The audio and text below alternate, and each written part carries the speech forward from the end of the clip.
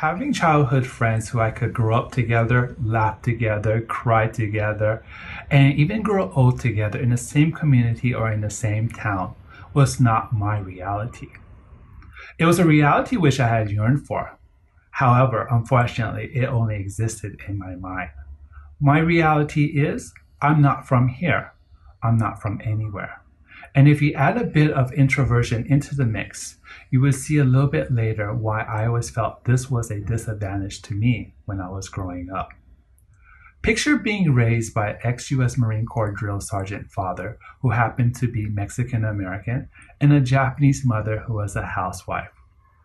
Life at home was very structured, organized, and disciplined, except when it came to the constant moving due to the nature of my father's work, being stationed globally in different military bases. And if I was to add a little bit of self-pity into this story, I would say that I always felt that I was, or my perception was, I was always changing schools at the wrong time. You see, the relationships which I took time and struggled to build as well suddenly ended. And being an only child and an introvert, the idea of having to restart and build new relationships was quite daunting to me. And I wasn't able to handle the changes as well as I should have. I am not from here. I'm not from anywhere. I am half Japanese and half Mexican American. Yet in reality, I'm neither one as well. My mother is Japanese and I can speak the language as well. Except in the eyes of a Japanese person, I will never truly be Japanese. As a matter of fact, they have a word for people like me, hafu. Hafu, as defined by Wikipedia, is somebody who is biracial and ethnically half Japanese. Now, when it comes to my Mexican American side, that's all on me. I never took the time to learn Spanish, and I never fully embraced and learned the culture itself, as I should have. It's human nature to want to feel as though we belong to something, whether it's to a community, to a group, or to friends. And I was no different. I wanted to belong in these cultures. However, to be honest, I always felt awkward.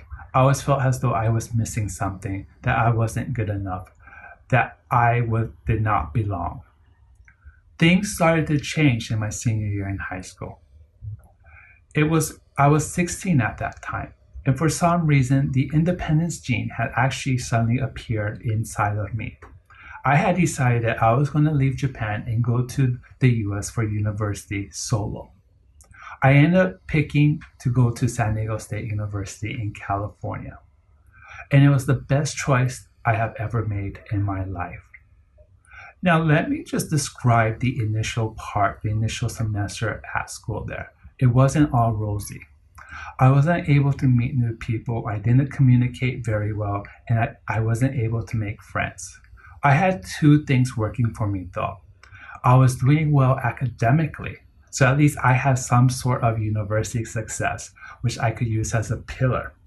The second thing is that because I went there solo, imagine being a 16-year-old male, teenage male, packing up his bags, leaving home to a new country or a new environment.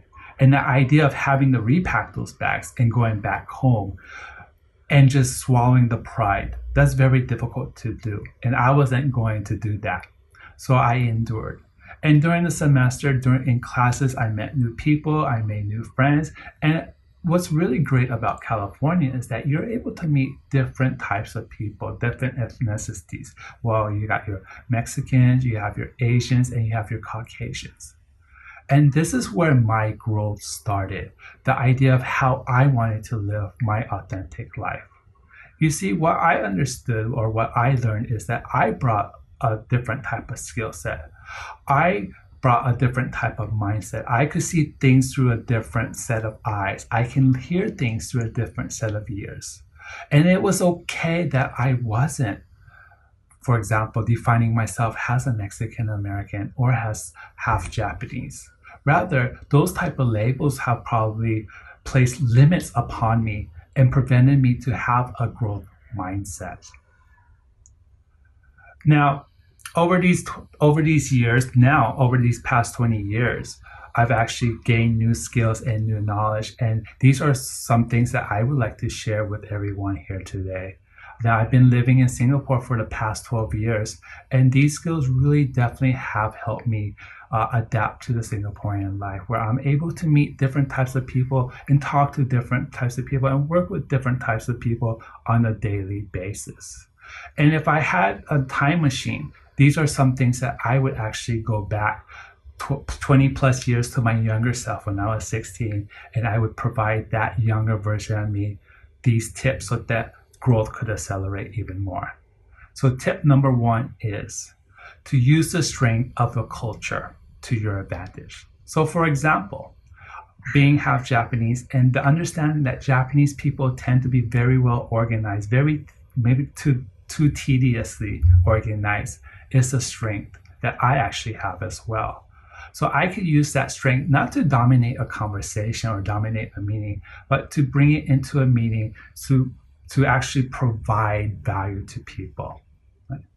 The second thing is, when it comes to your weaknesses, are there certain things you can learn from your other cultures or from different types of cultures that's going to allow you to enhance your skills? So for example, we have this tendency to think that Japanese people are not when they don't really give great speeches, for example. Well, for my American side, are there certain skills that allows me to actually study and understand and bring out those characteristics that allows me to be more comfortable in front of a crowd, more vocal, and to be able to provide speeches in front of a group of people? The third thing I wanted to mention is to always have an open mind and do not come into the conversation with a mindset that you're basing everything based on your culture's values or rules. And what I mean by that is this: different cultures have different set ways of things, and there could be potential reasons for that. It doesn't mean that where our culture, the way that we do things, is right or wrong, but there's just many different ways of doing things. So when you're having a conversation with people, come in with your teapot half filled so that you're always able to fill that upper half with new knowledge and new skills. The fourth one is always be listening. Listening allows you to learn, to understand, to hear people. And when you start listening to people, people feel that you are being very inclusive and accepting them who they are. And the fifth one I would say is always treat people with respect. No matter where they're from, no matter what their jobs, no matter what cultures, no matter what, always respect people to a one-to-one basis. This will allow us to build better relationships. This will allow us to work together. This will allow us to live in harmony. So the next time that we meet, or when we do meet, and I've asked you where you are from, are you going to tell me where you were born, where you're living, or where your current job is? Or would you say, I'm not from here? I'm really not from anywhere.